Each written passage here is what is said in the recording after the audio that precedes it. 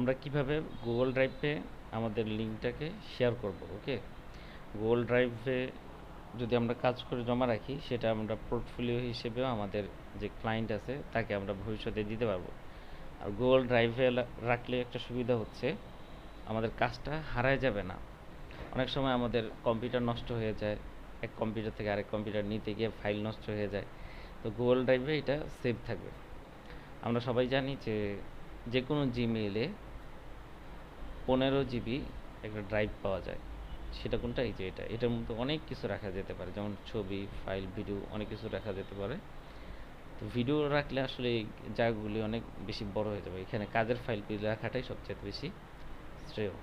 আচ্ছা, তো গুগল ড্রাইভে এখানে যদি আমরা ক্লিক করি, ক্লিক করার পর এরকম আমরা ড্রাইভের ভিতর চলে আসবো, যেখানে একদম পুরো ফাঁকা ফাঁকা অবস্থায় থাকবে। তো এখানে এসে আমরা রাইট বাটনে ক্লিক করব এবং নিউ ফোল্ডারে ক্লিক করব।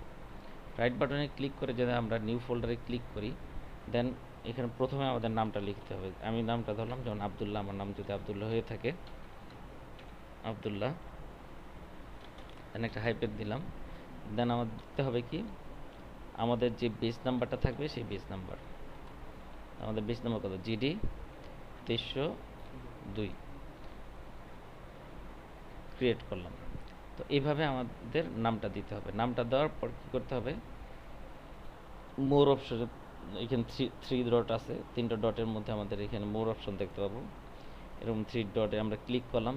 শেয়ারে যে আমাদের একটা কাজ করতে হবে, সেটা হচ্ছিল যে রেস্ট্রিক্টেড এটাকে উঠাই দিয়ে এনিওয়ান উইথ দ্য লিঙ্ক এখানে ক্লিক করে দিতে হবে।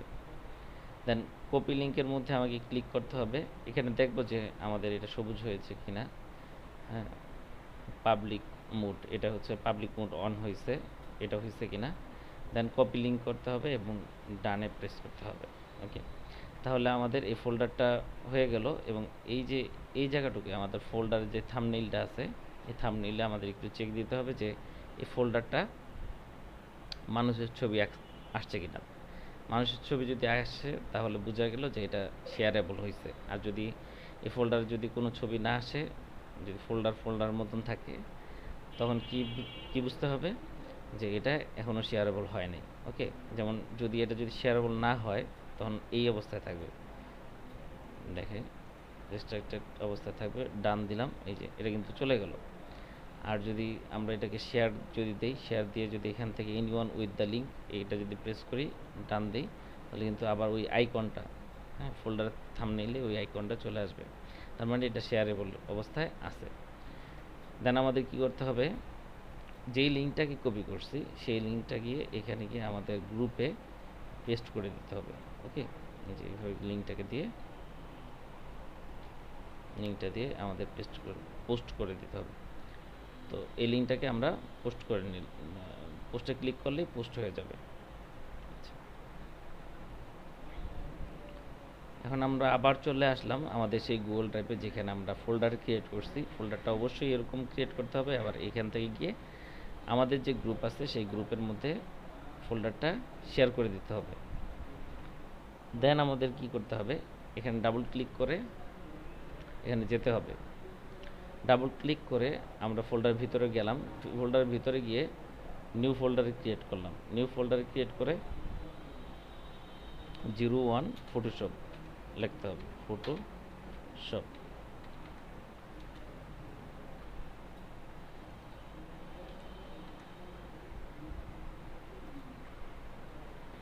এবং আইটি লিখতে হবে 02 ইলাস্ট্রেটর। ঠিক যেভাবে আমি দেখাচ্ছি এই ভিডিওতে, ওইভাবেই আমাদের সবগুলিকে সাজাতে হবে, ওইভাবেই আমাদের সবগুলিকে করতে হবে। দেন আমরা ফটোশপের মধ্যে ঢুকবো। ফটোশপের মধ্যে গিয়ে আমরা এখানে প্রত্যেকটা ক্লাসকে আলাদা আলাদা পাবো। 1 থেকে 12 পর্যন্ত ক্লাস দিতে হবে। ক্লাসগুলির নাম লিখবো হচ্ছিল PS ক্লাস CLASS ক্লাস 01।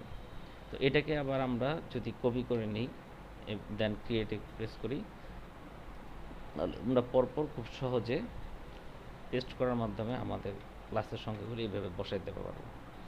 এভাবে আমাদের 1 থেকে 12 পর্যন্ত বসায় নিব। দেন আমরা চলে যাব ইলাস্ট্রেটরে, ঠিক ইলাস্ট্রেটরে লিখতে হবে আমাদের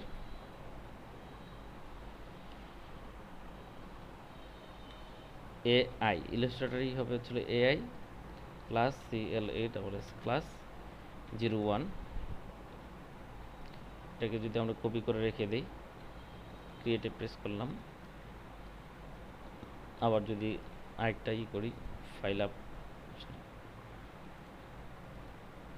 নিউ ফোল্ডার ক্রিয়েট করলাম, ইলাস্ট্রেটর 02। এভাবে আমাদের 12টা ক্লাস ক্রিয়েট করতে হবে। দেন এই কাজটা যদি আমাদের সম্পূর্ণ হয়ে যায়, তখন আমাদের আবার আমরা চলে গেলাম ফোল্ডারে, ফটোশপ PS ক্লাস 1। এখন হবে আমাদের প্রত্যেকটা ক্লাসে এখান থেকে 1 থেকে 12 পর্যন্ত ক্লাস আমরা সেট করে নিব। দেন প্রত্যেকটা ক্লাসে আমাদের 6টা করে হোমওয়ার্কের ঘর থাকবে। কয়টা করে? 6টা। যেমন হচ্ছে যে PS ক্লাস 01 হোমওয়ার্ক 01। ওকে, এখানে আমাদের একটা জেপিজি ফাইল এবং একটা পিএসডি ফাইল, মানে আমাদের করা জেপিজি ফাইল এবং একটা পিএসডি ফাইল আমাদের এখানে আপলোড দিতে হবে। এরকম করে করে 6টা আমাদের হোমওয়ার্কের থাকবে। এটা হচ্ছে অপশনাল, এটা চাইলে আমরা করতে পারি, আর না হলে ডিরেক্ট আমাদের এখান থেকে ফাইল আপলোডে গিয়ে আমাদের একটা জেপিজি ফাইল এবং একটা পিএসডি ফাইল, যেভাবে আমরা শিখে আসছি ওইভাবে আমাদের আপলোড করে দিতে হবে।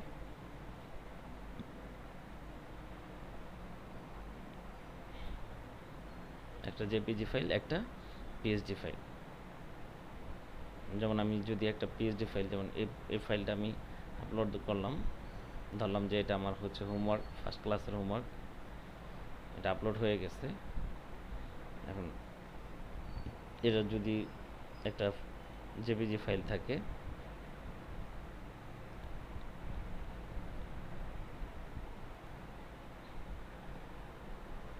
এখান থেকে সেভ এজে দিয়ে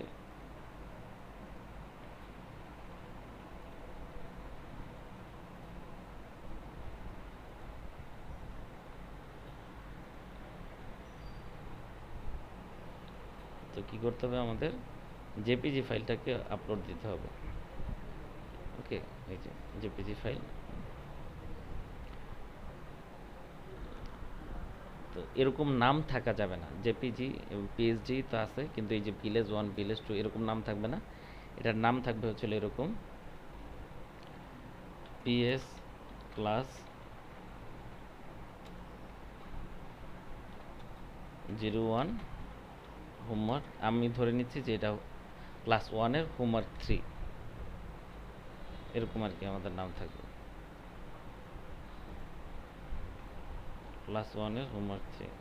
হারি সাহেব, এরকম পিএইচডির ক্ষেত্রেও কি থাকবে যে ফটোশপ হোমওয়ার্ক। তার মানে আমরা হোমওয়ার্কগুলি এভাবেও সাজিয়ে দিতে পারি, চাইলে ফোল্ডার ছাড়াও রাখতে পারি, ফোল্ডার দিয়েও রাখতে পারি, তাহলে ফোল্ডার ছাড়াও রাখতে পারি। আর আমাদেরকে কোন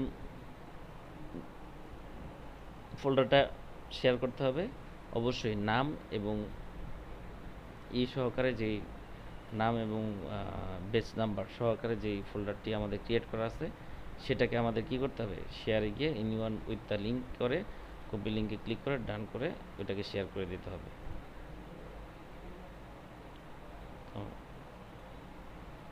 সবাই অবশ্যই এভাবে আপনাদের ফোল্ডার ক্রিয়েশনগুলি করবেন এবং প্রত্যেক ক্লাসের হোমওয়ার্কগুলি প্রত্যেক ক্লাসেই জমা দেওয়ার চেষ্টা করবেন।